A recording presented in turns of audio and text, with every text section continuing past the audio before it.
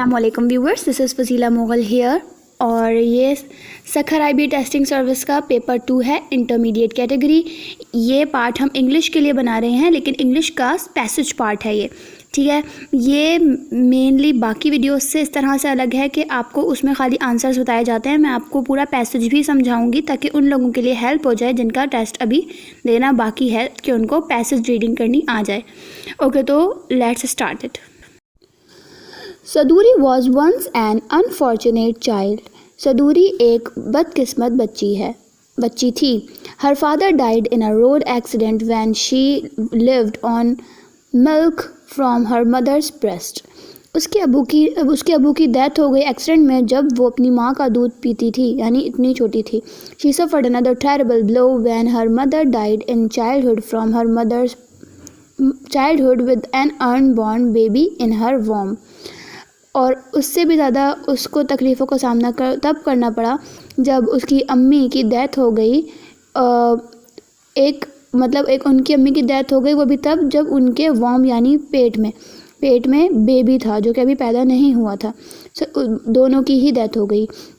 सदूरी was orphan. सदूरी यतीम थी। When she was 5 years old, जब वो 5 साल की ही थी। She had 2 brothers and 2 sisters. उसके 2 भाई और 2 बहनें थीं। She was the youngest of all of them. वो उन तमाम में सबसे छोटी थी। All being orphans and poor, they could not look after her properly. क्योंकि सब लोग गरीब और यतीम थे, तो उनके तमाम बहन भाई, तो इसलिए वो छोटी बच्ची का ठीक से ख्याल नहीं रख पाते थे। All villagers felt for them all. तमाम विलेजर्स जो हैं उनके लिए बहुत बुरा महसूस करते थे कि वो मतलब बेचारे किस तरह से रहते हैं। Saduri grew up in hard time. Saduri ने बहुत मुश्किल वक्त देखा और मुश्किल वक्तों में पली बड़ी। हर Elder brother was only bread earner. उसका जो बड़ा भाई था सिर्फ वही पैसे कमाने वाला था। ब्रेड अर्नर बोलते हैं जो खाने के लिए कमाए, जिसकी कमाई से खाना पूरा हो। He would earn only as much as they all could live on. सिर्फ वो इतना ही कमा पाता कि वो ज़िंदा रह सकते। They could hardly have a square meal. मुश्किल से उनका खाना पूरा होता। Their maternal uncles and paternal uncles were also poor.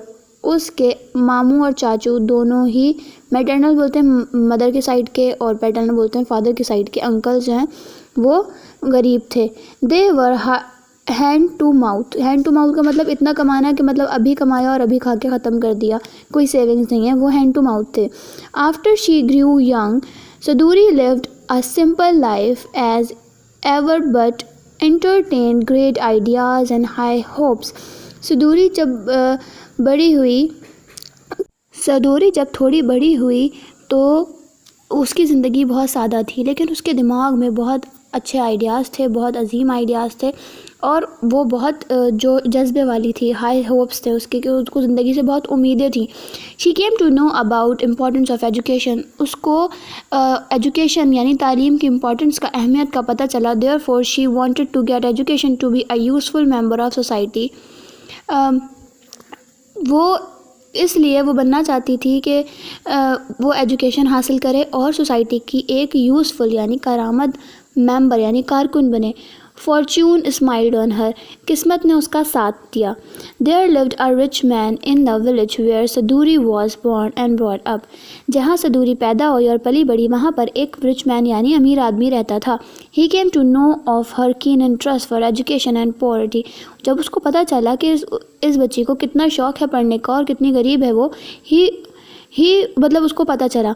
He was a philanthropist. वो एक फिलैंथ्रोपिस्ट था, यानी कि वो जो है वो खालिक़ खुदा की मदद करता था, सोशल वर्क करता था।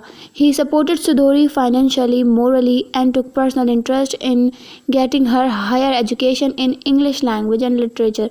उसने हर तरह से पैसों से और वैसे भी साथ दिया, पर्सनली भी साथ दिया, और उसने ख़ुद बहुत इंटरेस्ट लिया कि उसको जो है वो हायर एजुकेशन दिलवाए, इंग्लिश लैंग्वेज और लिटरेचर दोनों की। She worked very hard. उसने बहुत मेहनत की। Now she works as a professor of English. और अब वो एक प्रोफेसर ऑफ इंग्लिश की प्रोफेसर के तौर पर पढ़ाती है।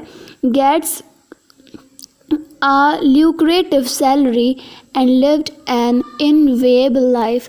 और वो एक ल्यूक्रेटिव का मतलब नफ़ा बख्श ऐसी सैलरी जिससे उसको बहुत फ़ायदा होता है, इतनी सैलरी कमाती है और एक नहायत बहुत अच्छी, नहायत पसंदीदा, काबिल रश्क जिस लाइफ गुजारती है।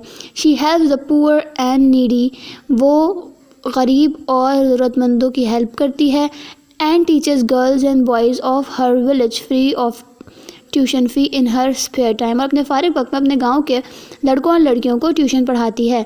She feels highly obliged to her benefactor who helped her in distress and enable her to be what she is now. और वो बहुत ज़्यादा ही ऑब्लाइज का मतलब ड्यूटी, अबाउंड ड्यूटी, अपनी ड्यूटी समझती है अपने बेनिफैक्टर यानी कि मददगार के लिए, जिसने मतलब उसके लिए बहुत अच्छा सोचती है, अच्छा करती है, जिसने उसकी मदद की उसके ऐसे वक्त में, उसके दुख के वक्त में, डिस्ट्रेस यानी दुख के वक्त में, और इनेबल्ड हर, और उसको काबिल बनाया जिसके, और जो वो आज है उसको बनाया। उसका बेनिफैक्टर कौन है? वो रिच आदमी। ठीक है, तो हमने पैसेज पढ़ लिया है, अब हम सॉल्व करेंगे इसके questions.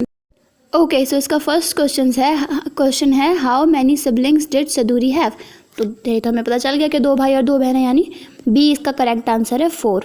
सदूरी was an unfortunate child because, वो क्यों बदकिस्मत थी? इसका आंसर है B, her parents died when she was a small child, जब वो छोटी थी तो उसके पेरेंट्स की डेथ हो गई थी, इसलिए वो अनफॉर्चुनेट थी।